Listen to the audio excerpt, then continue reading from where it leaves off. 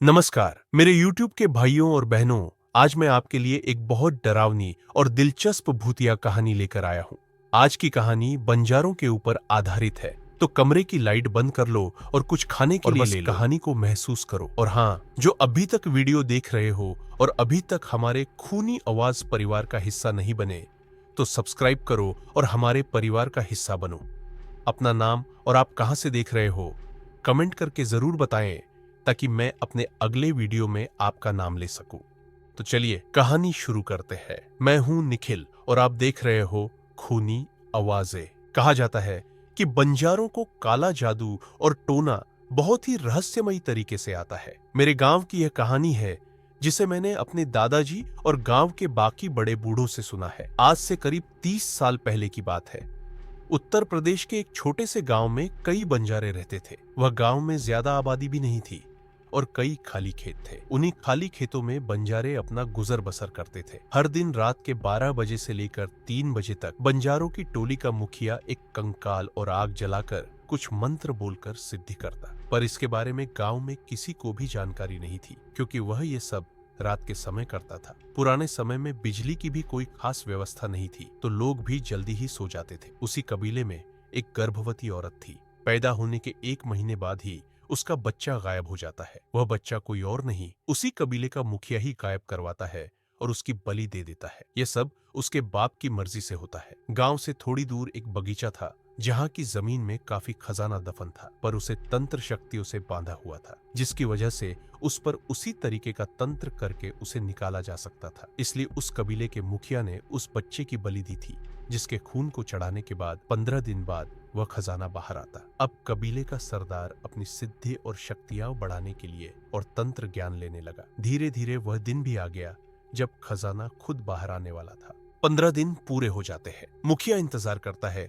उसी दिन रात के 2 बजे अचानक से कुछ हिस्से की जमीन अंदर धंसने लगती है और उसमें से राजा महाराजा के समय का एक बड़ा कराहा निकलता है, हीरे जवाहरात से भरा हुआ। वह अपने आप बगीचे के चारों कोनों में नाचने लगता है। नर बलि देने की वजह से खजाना जीवधारी हो जाता है। जैसे ही कबीले का मुखिया उस कराहे में हाथ डालता है, वैसे ही उसमें से काला बड़ा बिच्छू निकलता है और उसे डंक मार देता है। अचानक उसके आंखों के सामने अंधेरा छा जाता है और देखते ही देखते वह खजाना भी धरती के भीतर समा जाता है। सुबह सारे कबीले वालों की भीड़ जमा हो जाती है और कुछ 2-4 गांव वाले जो वहां बीहड़ में रहते हैं वे भी आ जाते हैं।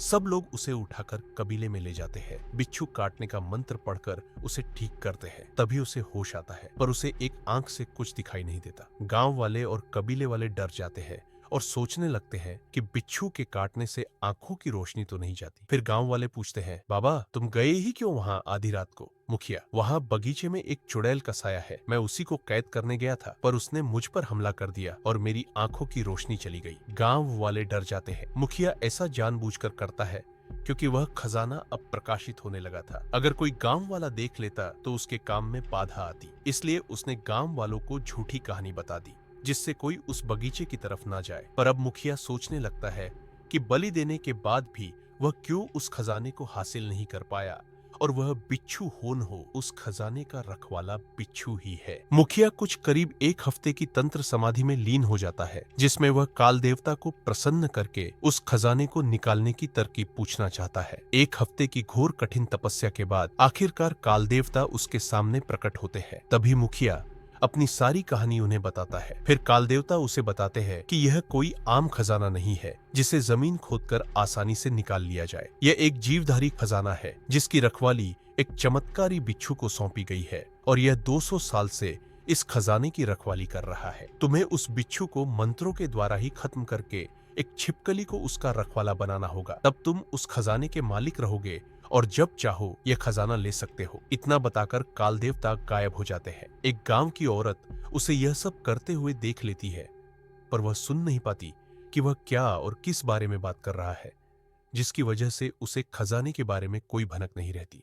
अगले दिन ठीक रात के उसी समय मुखिया उस बगीचे के लिए निकलता है जिस समय वह खजाना निकलने वाला होता है, पर मुखिया के वजह से वह खजाना कहीं अलोप हो जाता है और उस दिन प्रकाशित नहीं होता। वह अपनी तंत्र साधना से पता लगाता है तो उसे पता चलता है कि उसके मात्र स्पर्श करने की वजह से वह धन अलोप हुआ है। अब जब उसका समय होगा तभी वह खुद ब खुद प्रकाशित होगा, और यह सब उस चमत्कारी बिच्छू ने किया है जो सदियों से उस खजाने की रखवाली कर रहा है। इतने में सब गांव वाले आ जाते हैं और मुखिया को पत्थर से मारने लगते हैं, क्योंकि वह औरत उन्हें सब बता देती है, जिसकी वजह से उसकी मृत्यु हो जाती है और उसके सारे बंजारे के कबीले को गांव छोड़कर भागना पड़ता है। इस खजाने की बात किसी को नहीं पता थी, सिवाय उस आदमी के जिसने अपनी बच्ची की बलि दी थी इस खजाने को पाने के लिए। उसका नाम था किशन। क्योंकि वह बाबा का सबसे करीबी था, इसलिए उसे तंत्र विद्या का भी काफी ज्ञान था, पर वह बिना मुखिया के उस खजाने को नहीं निकाल पाता था। अब सारा कबीला किसी दूसरे गांव चला गया और लोगों की सहमति से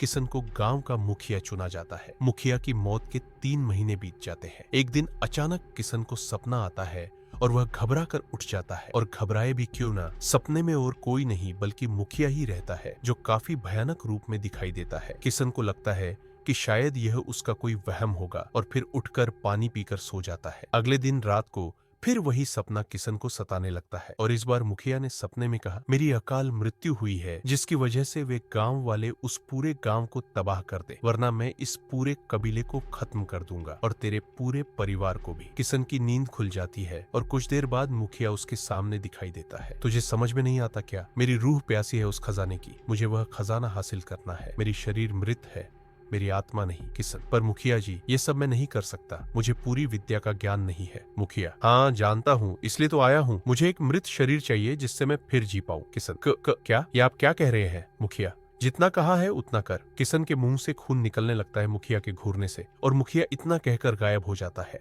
अब तक तो किशन समझ गया था कि अकाल मृत्यु की वजह से मुखिया की आत्मा उस खजाने को भूली नहीं है, क्योंकि उसकी यह इच्छा अधूरी रह गई थी। और मुखिया कोई मामूली तांत्रिक तो था नहीं, उसने खुद काल देवता को प्रसन्न किया था, इसलिए मरने के बाद वह एक खतरनाक रूह है जो किसी ब्रह्म राक्षस से कम नहीं।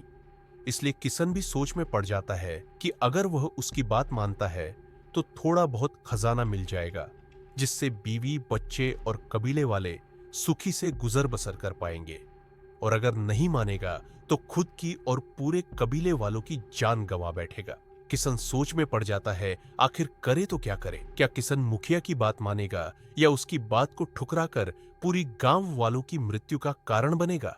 किशन सोच में पड़ जाता है। इतने आसानी से तो मुखिया की आत्मा उसका पीछा नहीं छोड़ने वाली थी। अब किशन रात को साधना में लग जाता है और किसी तरह मुर्दाघर से घड़ी हुई लाश उठा लाता है। जैसे जैसे मुखिया की आत्मा उसे बताती है, किशन ठीक उसी तरह करता है। करीब 3 दिन बाद उस लाश से बदबू आने लगती है। चौथे दिन रात को 2:10 बजे के करीब उस मुर्दा शरीर में मुखिया की आत्मा आ जाती है। उसकी आंखें लाल खून की तरह हो चुकी थी। उसे देखकर डर भी लग रहा था किशन को। शाबाश किशन, तूने मुझे फिर जिंदा किया, इसका इनाम तुझे मिलेगा। किशन खुश हो जाता है, वह भी लालची ही था। अब दोनों तंत्र साधना करके उस धन को निकाल लेते हैं। लेकिन अब मुखिया की आत्मा चांडाली हो गई थी। मरने के बाद भी जीने की लालसा में वह एक एक करके कबीले वालों की बलि देने लगा। किशन भी परेशान था, क्योंकि कहीं न कहीं शुरुआत उसी की वजह से हुई थी। किशन बहुत रोता है और रोते रोते काल भैरव के मंदिर में जाता है। हे भगवान, मुझसे बहुत बड़ी गलती हो गई है। मैंने पाप कर दिया है जिसका सुधारने का मेरे पास कोई उपाय नहीं है। रास्ता दिखाइए भगवान। इसी तरह वह रोज मुखिया से छिपकर मंदिर जाता और अपने पापों की माफी मांगता। एक दिन वो उसी तरह रोते हुए प्राण छोड़ देता है, अपना सिर पत्थर पर पटक कर। तभी वहां उसके कबीले के पहले वाले मुखिया प्रकट होते हैं, जिनकी मौत के बाद ये पापी मुखिया चुना गया था। वो महान आत्मा थे। उन्होंने बताया, मेरी जान अचानक नहीं गई, मुझे धोखे से मेरे खाने में विष मिलाकर मारने वाला कोई और नहीं, यही मुखिया है। तुमने उसे वापस शरीर देकर बहुत बड़ी भूल की किशन। अब उसे सिर्फ खजाने का लालच नहीं है, अब उसे राक्षसी ताकतें चाहिए। किशन, मैं उसे जान से मार दूंगा। मुखिया की आत्मा, कितनी बार मरोगे? और वह तो पहले से ही मरा हुआ है, उसे मारना कोई आसान बात नहीं है। उसने अपनी जान तुम्हारे दाहिने हाथ में कैद कर दी है। जब तुमने तंत्र से उस मुर्दे को जागृत किया, उन्हीं हाथों में उस दुष्ट ने अपनी जान कैद कर दी। किशन, अब क्या करें गुरुजी? आप ही रास्ता दिखाइए। मुखिया की आत्मा, तुम माँ काली की साधना करो, उन्हें आमंत्रित करो कि वह तुम्हारे शरीर में प्रवेश करे और उस पापी का सर्वनाश करे। जब वह तुम्हारे शरीर में अपनी छाया भी डालेंगी तो उनके हाथ में जो शस्त्र है वह तुम्हारे हाथ से मिल जाएगा। देवी के स्पर्श से ही उसका शरीर जलने लगेगा और फिर उस मृत शरीर पर माँ काली ही विजय पा सकती है, क्योंकि अब वह बहुत ताकतवर बन चुका है।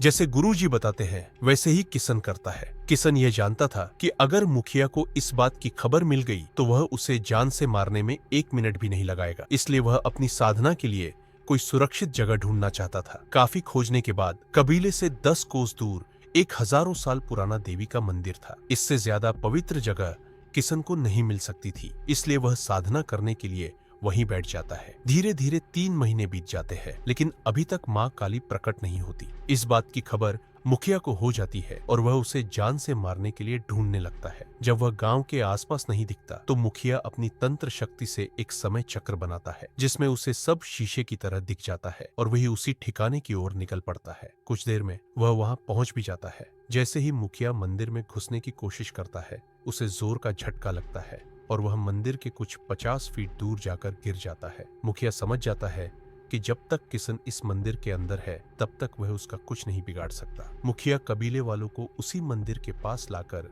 उन्हें मारकर शैतान को खुश करने की बात करता है। जैसे ही वह हंसिया उठाता है मारने के लिए, उसका हाथ आगे नहीं बढ़ता। यह शक्ति थी किशन की साधना की शुद्धता से उत्पन्न ध्वनि के कारण। उस पवित्र स्थल पर मुखिया यह सब करने में असफल हो जाता है। तभी मुखिया अपनी आंखें खोलकर अपना हाथ काट देता है और काली माता के चरणों में अर्पण कर देता है, जिसमें उस मुखिया की जान कैद थी। ऐसा करने से मुखिया छटपटाने लगता है और अपने शरीर को बाहर लाने की कोशिश करता है। तभी अचानक हवाएं चलने लगती हैं और उस तूफान से प्रकट होती है स्वयं काल रात्रि माँ काली। उन्हें देखकर मुखिया भी राक्षस का रूप धारण कर लेता है। ओह, तो तू आई है इसे बचाने, तू भी मारी जाएगी। तुझे अंदाजा नहीं है कि मैं कितना शक्तिशाली हूँ। जैसे ही मुखिया इतना कहकर माँ की ओर हाथ बढ़ाता है, वैसे ही माँ उसका सिर धड़ से अलग कर देती है और उसके आधे धड़ पर पांव रखकर उसे 2 टुकड़े कर देती है। मुखिया का शरीर छलकर राख हो जाता है। सभी गांव वाले यह दृश्य देखकर दंग रह जाते हैं और माँ की आरती उतारने लगते हैं